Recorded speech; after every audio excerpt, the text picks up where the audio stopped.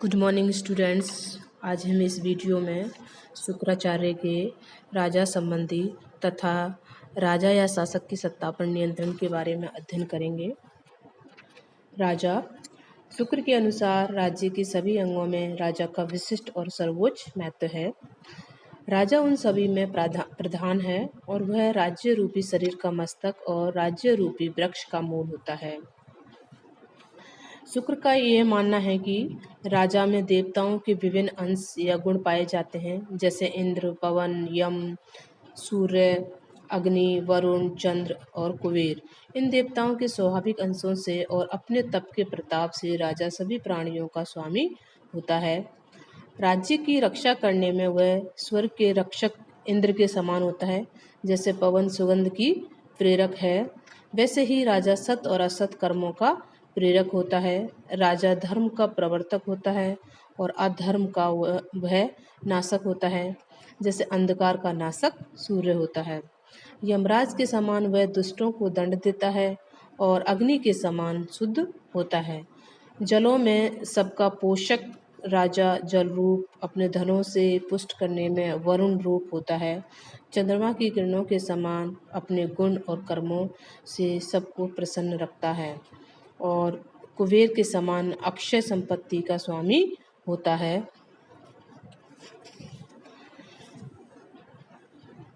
अब है राजाओं के प्रकार और अच्छे तथा बुरे राजा में अंतर। शुक्राचार्य ने अपनी पुस्तक शुक्र नीति सार में अच्छे तथा बुरे राजाओं में क्या अंतर है उसके बारे में बताया है। साथ ही राजाओं के प्रकार का भी वर्णन किया है। शुक्र ने राजा में देवत्व की कल्पना की है, किंतु शुक्र ने स्पष्ट कर दिया है कि सभी राजाओं को देवत्व की स्थिति प्राप्त नहीं होती है। शुक्र के अनुसार प्रकृति के 3 गुण सत्व, रज और तम के समान राजा भी 3 प्रकार के होते हैं। जिस राजा में तामस गुण का बाहुल्य होता है वह राजा देव नहीं माना जा सकता, वह राक्षांश युक्त माना जाएगा, अर्थात उसमें राक्षस अंश माना जाएगा। जो राजा रजोगुण प्रधान होगा वह भी देव का स्थान नहीं पा सकता, वह मानवांश युक्त माना जाएगा। परंतु जिस राजा में सत्व गुण का प्रधान होगा वही एकमात्र राजा देवत्व को प्राप्त होगा और ऐसे ही राजा की उत्पत्ति देवी उत्पत्ति मानी गई है। इस प्रकार शुक्राचार्य ने 3 प्रकार के राजाओं का वर्णन किया गया है। एक राजा वो है जिसमें राक्षस अंश होता है, दूसरा जिसमें तामस गुण होता है, दूसरा है रजोगुण प्रधान जो कि मानव अंश होता है, और तीसरा जो उन्होंने माना है सत्वगुण प्रधान जो कि देवता का अंश के रूप में माना है। जो राजा धर्म में तत्पर है वे देवताओं के अंश हैं और अन्य राजा राक्षसों के अंश हैं, जो धर्म का लोप करने वाले और प्रजा को पीड़ा देने वाले होते हैं। जिस राजा से प्रजा कांपती है और जिस राजा के कार्यों की प्रजा निंदा करती है, ऐसे राजा को धनी और गुणी त्यागते हैं और वह अधम अर्थात नीच होता है।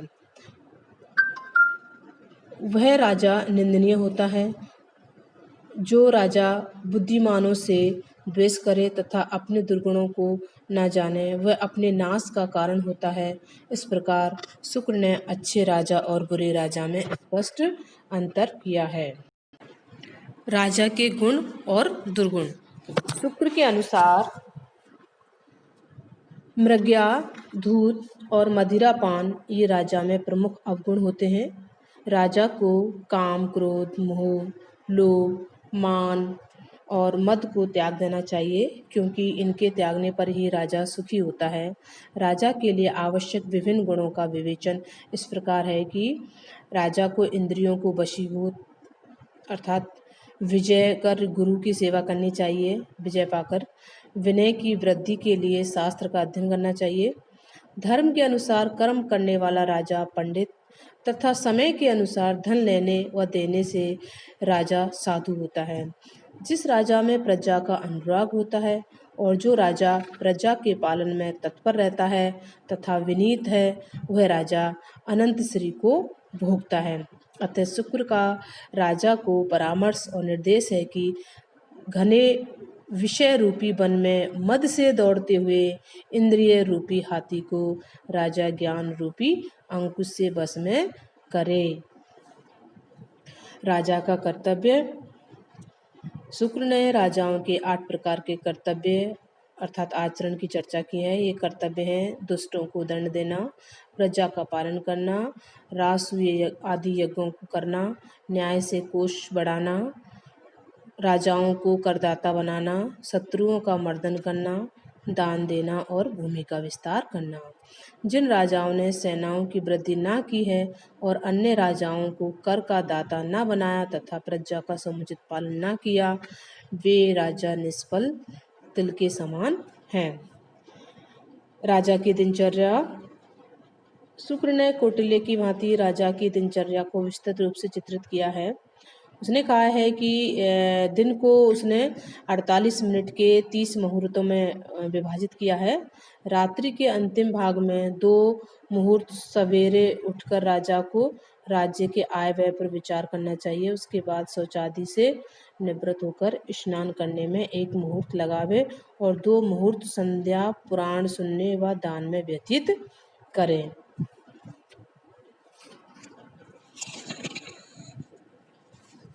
राजा का उत्तराधिकारी। शुक्र ने युवराज को राजा का दाहिना नेत्र और कर्ण बताया है, अतः युवराज की नियुक्ति बहुत सोच समझकर की जानी चाहिए। जो मुद्रा के बिना संपूर्ण राज कार्य को करने में सदा समर्थ हो और धर्म पत्नी से उत्पन्न पुत्र हो, उसे युवराज मनोनीत करे। यदि ऐसा पुत्र ना हो तो अपने चाचा या छोटे भाई तथा बड़े भाई के पुत्र को अथवा देवते पुत्री के पुत्र को अथवा दत्तक पुत्र को युवराज बनाना चाहिए। राजा को अपने धर्म में तत्पर, सूर, भक्त, नीतिवान पुत्रों की यत्न से रक्षा करनी चाहिए, क्योंकि आरक्षित राजपुत्र मद से उन्मत्त गज के समान होता है, जो अपने स्वामी अर्थात पिता की ही हत्या कर देता है। अब है शासक अर्थात राजा की सत्ता पर नियंत्रण। शुक्र नीति में शासक को देवत्व जैसी सम्मानपूर्ण स्थिति प्रदान की गई है, परंतु किसी भी स्तर पर शासक के लिए निरंकुश व अमर्यादित शक्तियों का समर्थन नहीं किया गया है।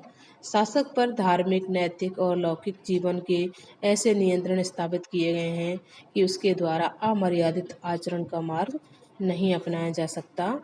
पहला है धर्म और नीति का नियंत्रण।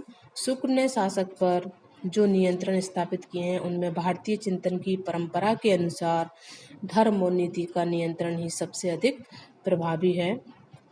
शुक्र ने शासक से अपेक्षा की है कि वह सदैव धर्म और नीति के नियंत्रण में रहेगा तथा किसी भी रूप में दुष्ट व्यवहार नहीं करेगा।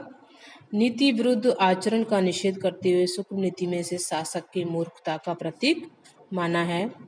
ग्रंथ में अतः शुक्र नीति सार में कहा गया है, शासक को यह दायित्व दिया गया है कि वह दंड के माध्यम से प्रजा के द्वारा धर्म के पालन को सुनिश्चित करेगा, किंतु स्पष्ट कर दिया है कि जो शासक स्वयं धर्म के अनुशासन से बंधा हुआ नहीं है और धर्म पालन के प्रति निष्ठावान नहीं है, उसे प्रजा पर दंड शक्ति के प्रयोग का अधिकार नहीं हो सकता।